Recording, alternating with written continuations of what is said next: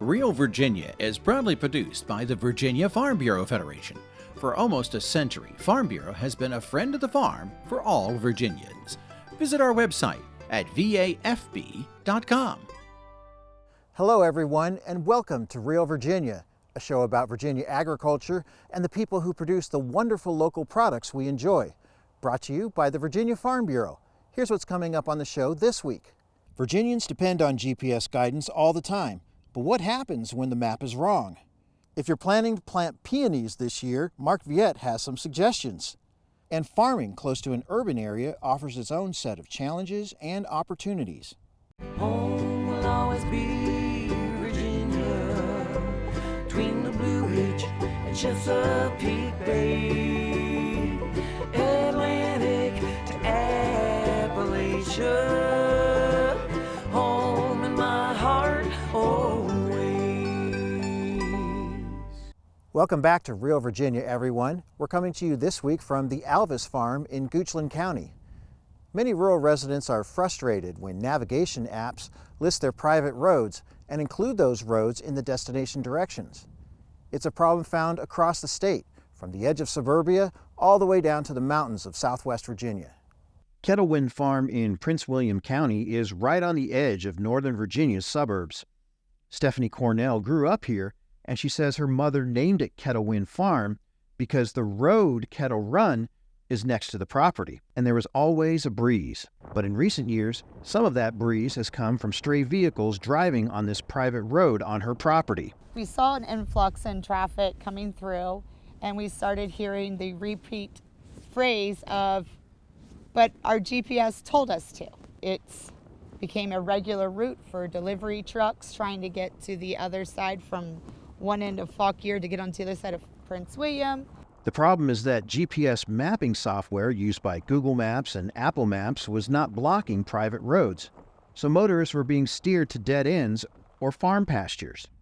Meanwhile, in Shenandoah County, Jordan Green tried working with Google and Apple to get customers to take the last few turns to reach his farm store. Sometimes it'll be a bunch of them at one time, and then it might be months before it happens again, but it will start dropping people a half mile down the road on the other side of our farm, so much that we just put a sign on the barn down there with an arrow that says, farm store another half mile up, and that takes care of most of them, getting up here, but still a few lost souls will wander to the house over there and be looking for where the farm store is. Both Green and Cornell say getting the message out on social media really helps get the attention of the tech companies and has helped them mitigate the problem. But farmers have also reported issues with Amazon and other delivery companies whose drivers use their own proprietary mapping software. And those drivers say they will be disciplined if they don't use the route identified in the software. The problem is also widespread in Southwest Virginia. In the town of Wise, local geographic information officials supply the maps and other data tech companies rely on for their software. Jessica Sweeney oversees the office where local property and road maps are made using sophisticated software. It's available to the public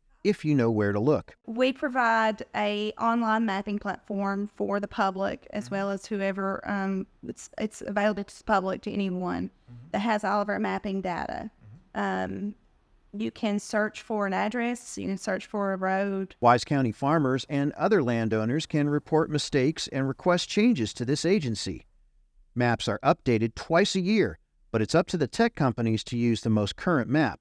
And the problem is not limited to private motorists. Oftentimes there's commercial drivers will be utilizing the commercial or utilizing their GPS that is on their phone, and which is just not giving them good directions as they're coming in. So there's commercial grade GPS units that's out there for the truckers and all that they should be utilizing, but unfortunately they are not, and they're coming in to crossing roads or bridges that are unsuitable, and then it may be even being diverted down the farmland and lanes, private drives, and then really get into a mess.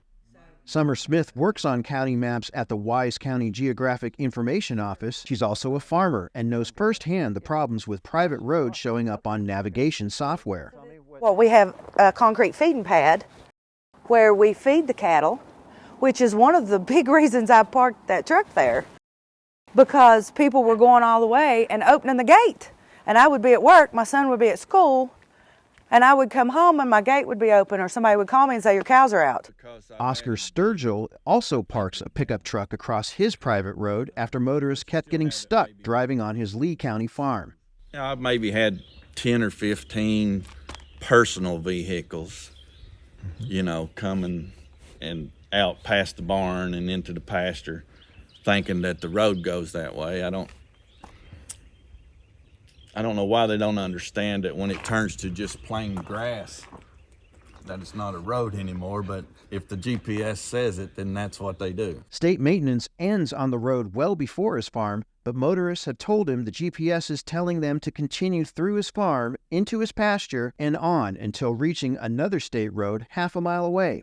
Inaccurate GPS routes are an ongoing hassle for rural landowners, but the farmers and other landowners who have succeeded in updating these GPS services say persistence and community social media posts are the best way to get the tech company's attention.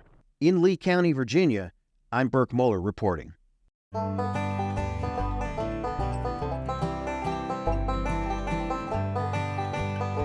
The U.S. military began letting civilian companies access satellite positioning data in the 1980s. The first use of GPS-controlled farm equipment was in 1996, and it became more common after the turn of the century. Today, crop farmers are able to be far more precise in applying fertilizers and crop protectants by combining soil test records and harvest records with their GPS. Modern planters can be automatically guided across a field through GPS technology, and harvesters can calculate how much more efficient the growing process has been each season. Technology like this has helped growers like David Hula of Charles City County to set world corn production records. Coming up on In the Garden, I'm going to talk about the different types of peonies that you can grow in your own backyard. Stay with us. Farming is a rewarding way of life, but it can also be full of challenges. If you or someone you know is struggling, call or text the AgriStress helpline at 833-897-2473. It offers 24/7 access to professionals who can support someone in need and help find mental health services in your community. Please make the call, because healthy farms depend on healthy farm families. That's 833-897-2474. Peonies come in several varieties. If you're interested in adding them to your landscape, Mark Viette has some suggestions. In the Garden.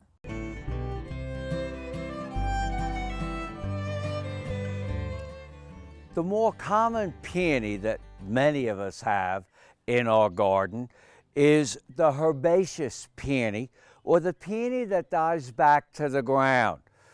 It's probably one of the most favorite Mother's Day plants there is.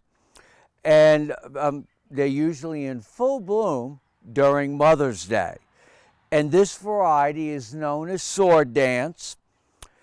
And it's the peony that you can cut down to the ground in September and just throw away the old foliage. And if you want to divide it or propagate it in your own garden, you can do that September, October, November. It can be planted anytime if it's actually growing in a container. But look at the variety of colors that we have here. There are thousands of types of the herbaceous peony that you can have in your own garden. If you're going to cut peonies as a cut flower and bring them indoors, you don't want to pick a flower that is fully open. You know, like this here, it's already open. It's already fallen apart. You want a peony that is a little smaller or tighter than this, and you can cut them, you can put them in a vase. Some people cut them in a tighter bud, probably something like this, and you can store them in a refrigerator dry, and you can keep them for a month, and then you can put them in your containers and enjoy them indoors. Some of us try to grow tree peonies in the garden. And the word tree means this grows like a small shrub. It is not a peony you cut down to the ground every year. Tree peonies can be grafted, so that means there's a part of the plant that grows as the roots, and then there's a part of the plant that is unioned with that grows into the tree. If you ever go to England or Holland, you know, tree peonies there will get like this. Now here is one of the tree peonies behind me, and it has finished flowering. It does produce nice seed pods that you can use in your fall decorating.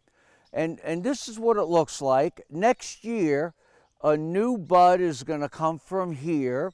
Another bud will probably come from here. And the great thing about tree peonies is they have that beautiful, crepe, papery appearance to them. I find they do quite well in bright shade or afternoon sun. And sometimes you can buy this in a container, and if you purchase this in a pot, you can plant it any time of the year.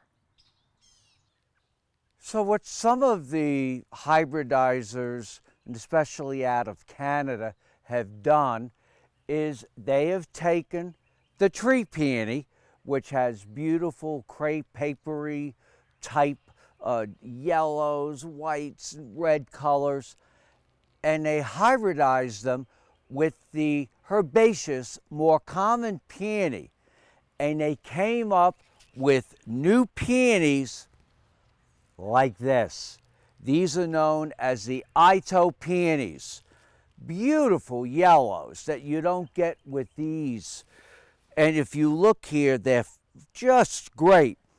And this is not a tree peony, but it's a herbaceous peony that dies back to the ground every year. You just cut it to the ground in September, October, and throw away the old foliage. And they tend to be a little more disease resistant than some of the herbaceous peonies. And you can have these, and this is Barcella, you can have these right in your own backyard. I'm Mark Viette. Join me next time in the garden. Email your garden questions to viette@viette.com. Hi, I'm Chef Tammy Brawley. Coming up on Heart of the Home, Mediterranean salmon. We hope you'll stay with us. Our cow, she walks into the barn and she gets milked. Milk's taken from her and put through a chiller. And that milk's taken from body temperature of a cow, which is about 102.5, and dropped to 35 degrees and put straight onto a tractor trailer. And it goes straight to the plant the next day. So most of the milk that's sitting on your store shelves is probably less than 48 hours old. And that's a pretty good testament to how efficient we are. Salmon is one of the more popular fish dishes in restaurants and on the home grill. Chef Tammy Brawley adds a Mediterranean flavor to the dish in the heart of the home.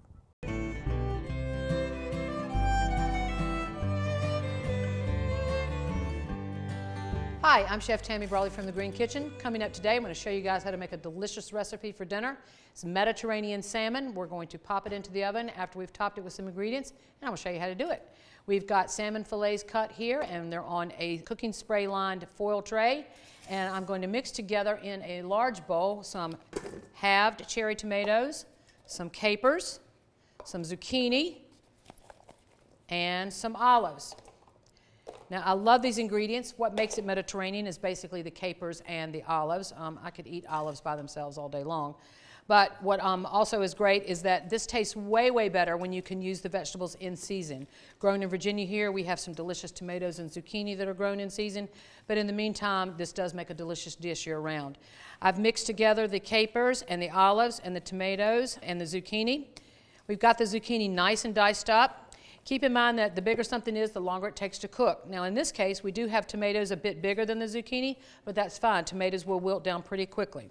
And to this recipe, to this mixture, we're going to add a little bit of olive oil, not very much, maybe a tablespoon or two. And these nice salmon fillets that we have cut, we're now going to sprinkle a little bit of salt and pepper.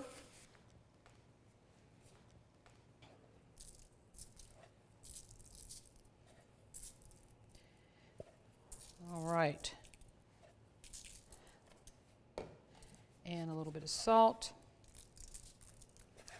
I always use a coarse salt in my cooking as opposed to an iodized salt, table salt. Iodized table salt is a lot more salty and it's actually not as good for you. So then you want to come back with your mixture here and you're going to top each salmon fillet. It's going to take a little too long with the spoon. I think I'm just going to use my hand. So you're going to top each salmon fillet, then we're going to pop them in a 425-degree oven for about 20 minutes. Now, something that my sous chef, who is also my son, and I discovered that there is always a lot of the mixture left over.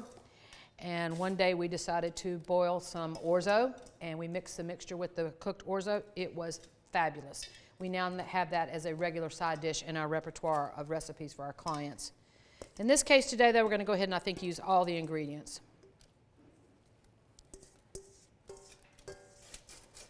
First and foremost, doesn't that look beautiful? Look at those tomatoes and that pretty green from the zucchini. You have to agree that you eat first with your eyes. So now we're going to pop this into a 425-degree oven for about 20 minutes. So our salmon has been in the oven for about 20 minutes. I did rotate the pan at about 10 minutes, and that's just because I know my oven. All right, we're going to plate this beautiful salmon on our platter here.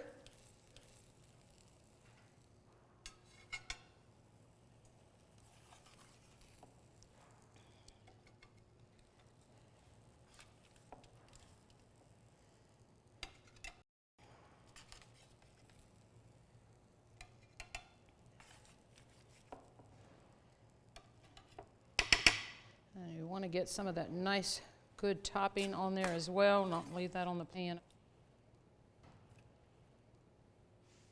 All right, we have a delicious Mediterranean salmon topped with capers and olives, tomatoes and zucchini. I'm Tammy Brawley with The Green Kitchen. Join us next time on Heart of the Home. Recipes from the Heart of the Home can be found on the Virginia Farm Bureau website at vafb.com/recipes, as well as on Chef Tammy Brawley's website at greenkitchenrichmond.com.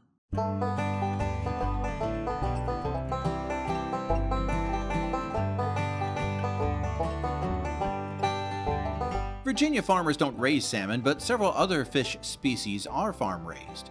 Catfish and hybrid striped bass are produced in farm ponds in the Old Dominion, while trout are raised in mountain streams in western Virginia.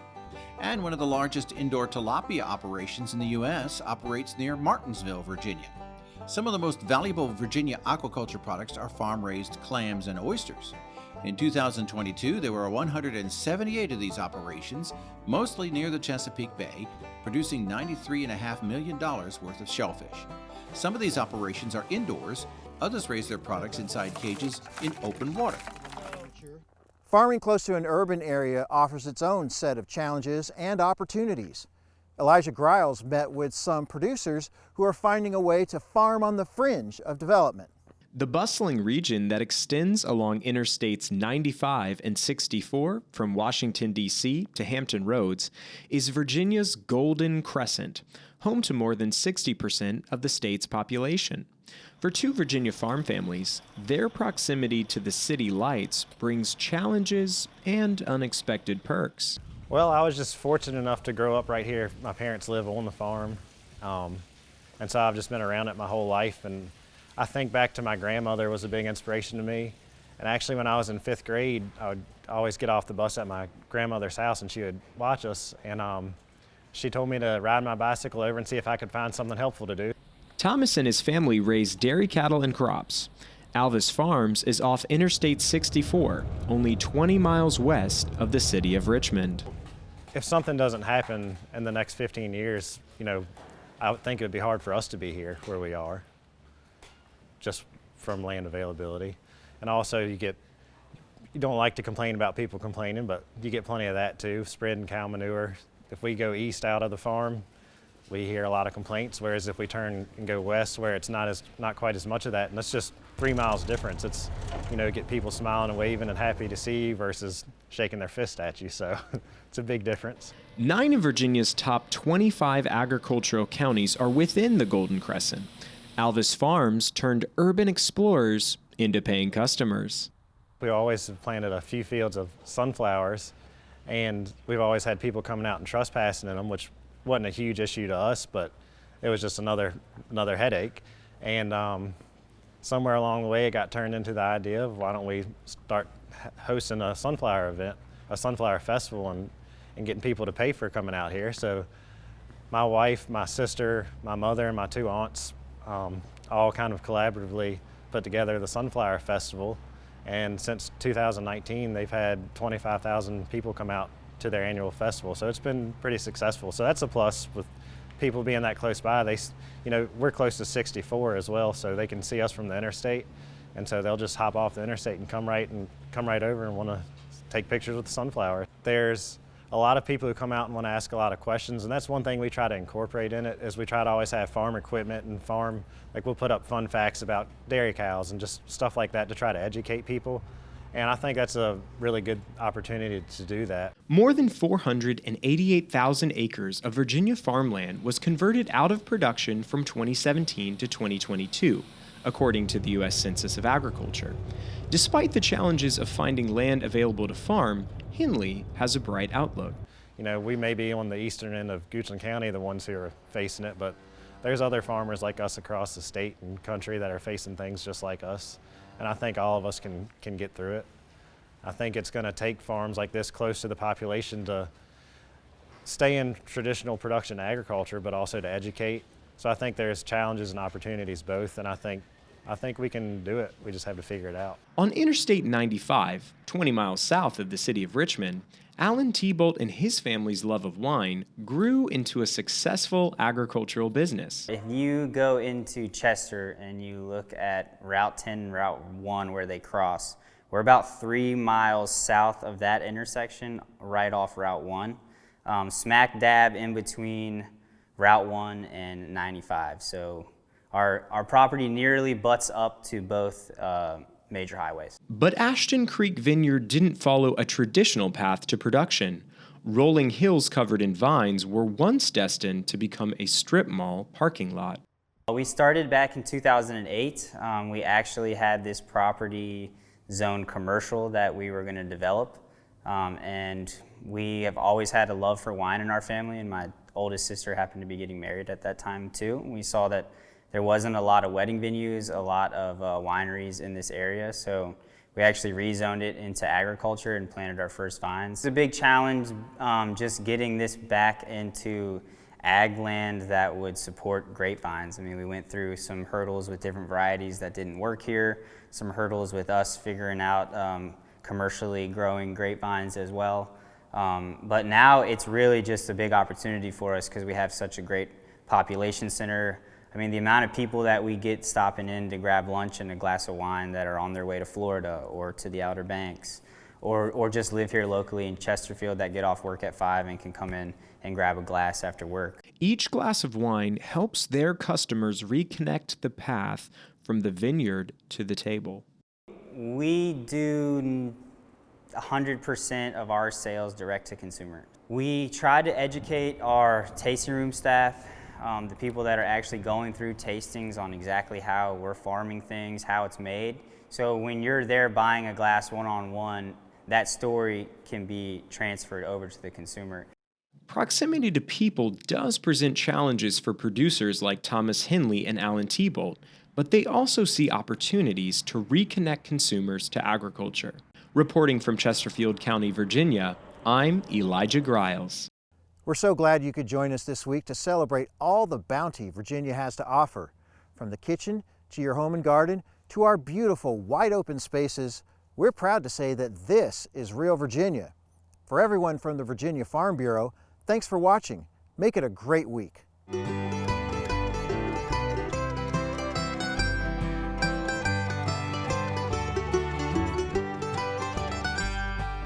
Home will always be Virginia, between the Blue Ridge and Chesapeake Bay, Atlantic to Appalachia, home in my heart always. Every spring and fall, Virginia farmers and other motorists nearly collide on rural roads. Sometimes these collisions can be dangerous or even fatal when a car traveling 55 miles an hour suddenly meets much slower moving farm equipment, the odds of a collision shoot up. Farm equipment operators are required to display a slow-moving vehicle emblem when they're on a public road. When you see that, slow down. Give them plenty of space to do their job. This message brought to you by the Virginia Farm Bureau Federation Safety Advisory Committee.